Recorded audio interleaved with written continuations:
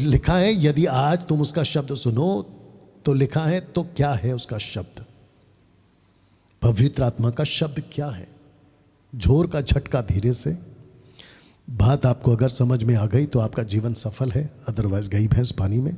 323 या 20 के आसपास फेसबुक पे आप लोग जुड़े हैं,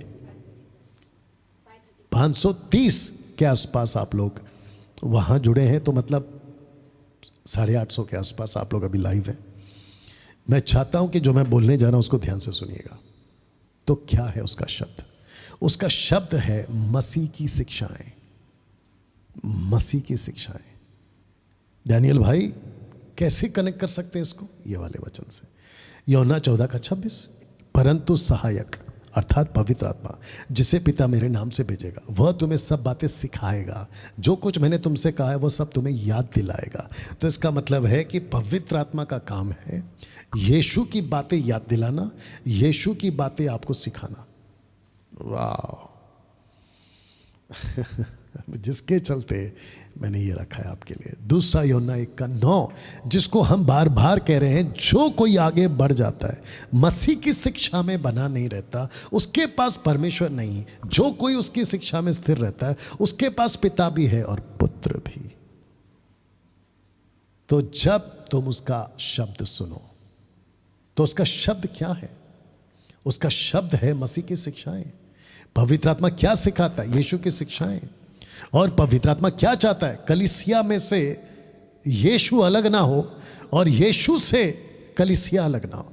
और एक ही शर्त है, यीशु की शिक्षा जिसके पास है उसके पास परमेश्वर है।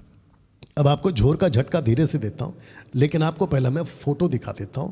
और आपको पता है कि 40 साल तक, ओके ये वाला नहीं, ये वाला, 40 साल तक या 40 वर्ष तक इन लोगों को लगा कि परमेश्वर हमारे साथ है, परमेश्वर हमारे साथ है, परमेश्वर हमारे साथ है। लेकिन इनको पता ही नहीं चला कि परमेश्वर इनसे कब से अलग हो गया और रूठा हुआ है, गुस्से में है। परमेश्वर इनसे गुस्से में है। आज बहुत सारी कलीसिया को लग रहा है परमेश्वर हमारे साथ है। अच्छा, गाना तो गा सकते हैं, स्वागत पवित्र आत्मा, वी वेलकम होली स्पिरिट, सब कुछ कर सकते हैं, प्रीच भी कर सकते हैं, लेकिन इनको पता ही नहीं है कि परमेश्वर इनसे नाराज है। तो जिसके चलते ये वचन को मैं वापस रख रहा हूं, और मैं चाहता हूं कि आप लोग इसको फिर से समझे। जो मैंने अभी ये वाला रखा है, कौन सा वाला? ये वाला, ओह सॉरी, ये वाला। लिखा है कि जिसके पास यीशु की शिक्षा है उसी के पास में यीशु है। जिसके पास में यीशु की शिक्षा नहीं है उसके पास यीशु नहीं है। बाप रे। आपको पता है परमेश्वर पिता ने पहली बार आवाज लगाई आकाश से, बादलों से, ऊपर से, मत्ती 3:16। दूसरी आवाज लगाई यहां पर लूका 9:35। तीसरी आवाज, and that was the last, वो लास्ट था, आखिरी था। यूहन्ना की किताब उसका 12:28-29 तक पढ़ लेना। आवाज क्या है सुनो, उस बादल में से ये शब्द निकला, ये मेरा पुत्र और मेरा चुना हुआ है। किसको कह रहा है लेखक? यहूदियों को, क्योंकि यहूदियों को लगा मूसा चुना हुआ है जबकि मूसा से नाराज है। उनको लगा हमको चुना है जबकि वो उनसे नाराज है। उनको लगा जॉन द बैप्टिस्ट की टीचिंग को चुना, उससे भी नाराज है। क्यों? क्योंकि मत्ती 11:3 में जॉन द बैप्टिस्ट कहता है जाके पूछ के आओ कि तुम हो या कोई और। बाप रे। और उसी के चेलों को प्रकाशित प्रेरितों की किताब उसका 19:1 में पौलुस ने ठीक किया। बोला यार तुम 12 लोग बपतिस्मा किसका ले लिया? बोला जॉन द बैप्टिस्ट का। बोला ठीक करो उसको, क्योंकि तुमको पवित्र आत्मा नहीं मिला है। याद आ गया होगा आपको। तो बादल में से आवाज आई, ये शब्द निकला कि ये मेरा पुत्र है और मेरा चुना हुआ है। अब इसको सुनो, इसकी सुनो, इसकी सुनो, अर्थात और किसी की मत सुनो। ओहो हो, और किसी की मत सुनो, और किसी की मत सुनो। इस प्लेनेट पर तब और इस प्लेनेट पर अब 800 करोड़ की आबादी, 8 बिलियन पीपल पॉपुलेशन की बात कर रहा हूं। किसी की मत सुनो, क्योंकि आकाश से जिसने सब कुछ को बनाया उसने ये आवाज लगाई है। उसका शब्द ये है कि ये चुना हुआ है, इसकी सुनो, अर्थात और किसी की मत सुनो। तो क्योंकि कॉन्सेप्ट और कॉन्टेक्स्ट जूविश का है, इसलिए मैं यहूदियों के पास जा रहा हूं और इसको बताकर समाप्त कर दूंगा। लेकिन उसका कनेक्शन बताते बताते आज बहुत सारी कलीसियाओं में लोग यीशु को तो रखें लेकिन सुनते किसी और की है। जैसे इस्राएलियों ने परमेश्वर को तो रखा, लेकिन सुनते किसी और की थी, या खुद की सुनते थे या मन की सुनते थे। आज भी ऐसा ही है। बाइबल तो यीशु की है, चर्च भी यीशु का है, खुद को भी यीशु का कहते हैं, लेकिन सुनते किसी और की है, सुनते मसीह की नहीं है। जबकि आकाश से आवाज क्या आई कि मेरे बेटे की सुनो, इसी की सुनो। तो लिखा है कि यहूदीवाद का कोई भी नियम यानी कि लॉ, थोड़ा आपको नहीं सुनना है। बीच बीच में कुछ कुछ खरखर हो रहा है, इसलिए मैं बार बार देख रहा हूं। यहूदीवाद का कोई भी नियम या लॉ आपको नहीं सुनना है, आपको फॉलो नहीं करना है। किसी भी प्रकार का जुडियाज्म आपको फॉलो नहीं करना है। मैं रख रहा हूं गलतियों 5:4 क्या कहता है, सुनिए। लिखा है कि जो व्यवस्था के द्वारा धर्मी ठहरना चाहता हो, जो व्यवस्था के द्वारा धर्मी ठहरना चाहता हो, लिखा है मसीह से अलग और अनुग्रह से गिर गया। उसी का आवाज आ रहा है, तो उसको अलग रख दो प्लीज। नहीं बंदे फिर भी वो पता नहीं क्या हरकत करते थे। कुछ लोग बंदे लेकिन फिर भी हरकत करते। मेरे को थोड़ा सा वॉल्यूम देना। नंबर 1 वापस आते हैं। तुम व्यवस्था के द्वारा धर्मी ठहरना तो चाहते हो, पर मसीह से अलग और अनुग्रह से गिर गए हो। तुम अनुग्रह से गिर गए हो। आप जानते हैं मैं क्या कहने की कोशिश कर रहा हूं? जो यीशु की नहीं सुनता वो अनुग्रह से गिर गया। जो यीशु की टीचिंग में नहीं है वो अनुग्रह से गिर गया। हाँ, उसके बाद तुमको जितना चीखना है, चिल्लाना है, खुद को पवित्र बताना है, खुद को बहुत बड़ा ये बताना है, बताते रहो, लेकिन तुम अनुग्रह से गिर गए हो। डैनियल भाई अनुग्रह से कैसे गिर गए? क्योंकि आपके पास में यीशु की टीचिंग नहीं है। आपके पास में यीशु की टीचिंग नहीं है। और यीशु की टीचिंग देता कौन है? पवित्र आत्मा। जिसके पास पवित्र आत्मा की टीचिंग है उसके पास यीशु है। और जिसके पास, यहूदियों को लेखक समझा रहा है कि जिसके पास में यीशु की टीचिंग नहीं है वो अनुग्रह से गिर गया है। हाँ, तुम घंटों जिब्रिश बोलो, रबा रबा शबा शबा लबा लबा बोलते रहो, लेकिन तुम अनुग्रह से गिर गए हो। मंडे से एक मुहिम और चलाएंगे अन्य भाषा का। इनके हिसाब से अन्य भाषा, मेरे हिसाब से जिब्रिश, क्योंकि बाइबल के अन्य भाषा को डैनियल मानता है। पवित्र आत्मा के अन्य भाषा को मैं एक्सेप्ट करता हूं, और वो है पृथ्वी की भाषा, ग्लोसा, नॉट रबा रबा शबा शबा लबा लबा, वो नहीं है। उसको बात करेंगे। पर ऐसे बात करने वाले, इसको कहते हैं दिल की तसल्ली। क्या कहते हैं? दिल की तसल्ली। ध्यान से सुनना, यह कहावत कभी सुना होगा। इसको कहते हैं दिल की तसल्ली। क्यों? क्योंकि गुड़ की जलेबी नहीं बनती है, जलेबी बनती है शक्कर की, लेकिन क्योंकि दिल की तसल्ली के लिए गुड़ की भी जलेबी चलेगी। इसको कहते हैं गुड़ की जलेबी, जी की तसल्ली। बात समझ में आ रही है? वो अनुग्रह से गिर गया है। वचन 5, क्योंकि आत्मा के कारण हम विश्वास से आशा की हुई धार्मिकता की बाट जोतते हैं। आत्मा के कारण, आत्मा के कारण। तो पवित्र आत्मा क्या करता है? आपको व्यवस्था से दूर रखता है। लेकिन कुछ लोग क्या करते? व्यवस्था के नजदीक जाते हैं। जैसे ही नजदीक गए, दूसरे शब्दों में व्यवस्था की टीचिंग को आपने एक्सेप्ट किया, आप अनुग्रह से गिर गए। कुछ बातें और बताऊंगा। कौन कौन सी शिक्षाएं पवित्र आत्मा की नहीं है, और जो जो शिक्षाएं पवित्र आत्मा की अगर नहीं है और अगर आप उसको लेके पूरा कर रहे हो, तो आप अनुग्रह से गिर गए हो। आप अनुग्रह से गिर गए हो। तो कौन कौन सी है? सबसे पहला, निवास स्थान के नियम, जिसको कहते हैं टबरनैकल, निवास स्थान के नियम। दूसरा क्या है? खतना के नियम। तीसरा क्या है? अच्छा, खतना जब कह रहा हूं, गलतियों 5:2, वहां पर लिखा है कि खतना से कोई लाभ नहीं होता। खतना से कोई लाभ नहीं होता। दशमांश के नियम, सबत के नियम, अगर तुम इनमें से किसी को भी फॉलो कर रहे हो, तुम अनुग्रह से गिर गए। वाह, मुझे बेहद खुशी होती है कब? जब मैं सुनता हूं कि बहुत लोगों ने कहा कि डैनियल भाई, हमारे पास्टर ने, अपोस्तल ने, बिशप ने, प्रॉफिट ने, पता नहीं किस किस ने हमको दशमांश के बंधन में बांध के रखा था। हमको कहा था कि अगर तुम दशमांश दोगे तो आपका घर ब्लेस होगा, आपकी नौकरी ब्लेस होगी, आपका सब कुछ ब्लेस होगा, आपका हेल्थ ब्लेस होगा। बकवास की टीचिंग है ये। जिस किसी ने भी ये टीचिंग दी है ना, मैं यहां से कह रहा हूं बकवास की टीचिंग है ये।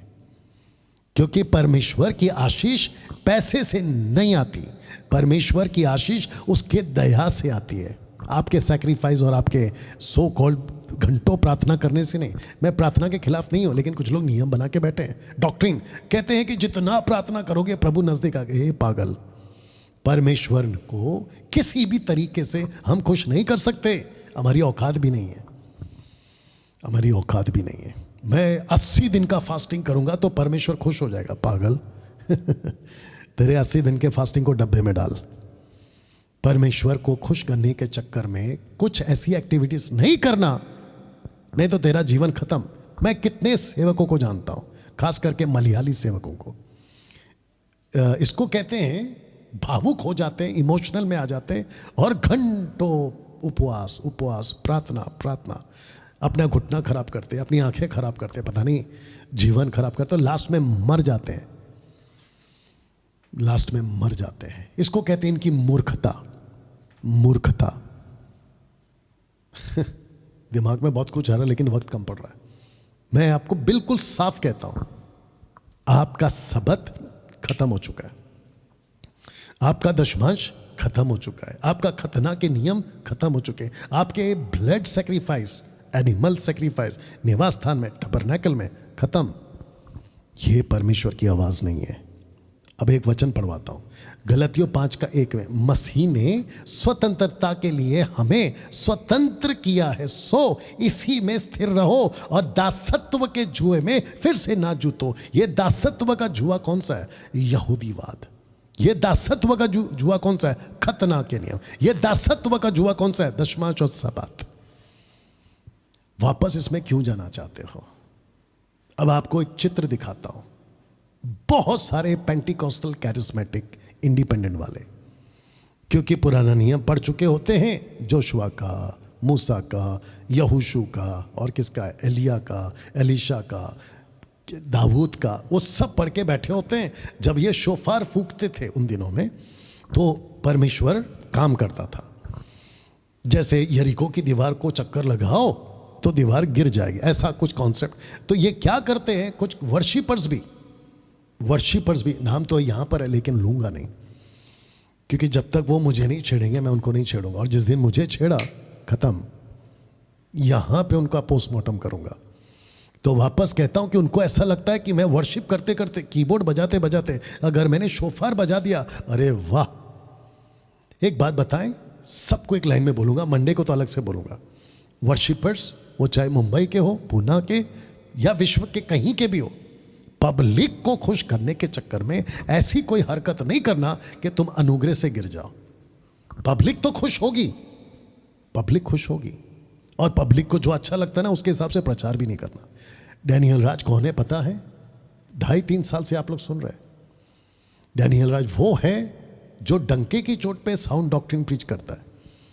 किसको खुश करूं, किसको इंप्रेस करूं, किसको अच्छा बोलूं, किसको बुरा, ऐसे देखकर प्रचार नहीं करता है। आपको पसंद है सुनो, नहीं पसंद है नमस्ते टाटा बाय बाय, सीधी बात। ना तो आपके पैसे से मेरा घर चलता है, ना मेरे पैसे से आपका। और मैं बाकियों की तरह यूट्यूब से पैसे भी नहीं कमाता, तो मुझे कोई ज़रूरत नहीं है मैनिपुलेट, मैन प्लीजिंग, चापलूसी, चमचागिरी, और क्या होता है, ये सब हम नहीं करते। दलाली, मदद करो, और क्या है, ये सब हम नहीं करते।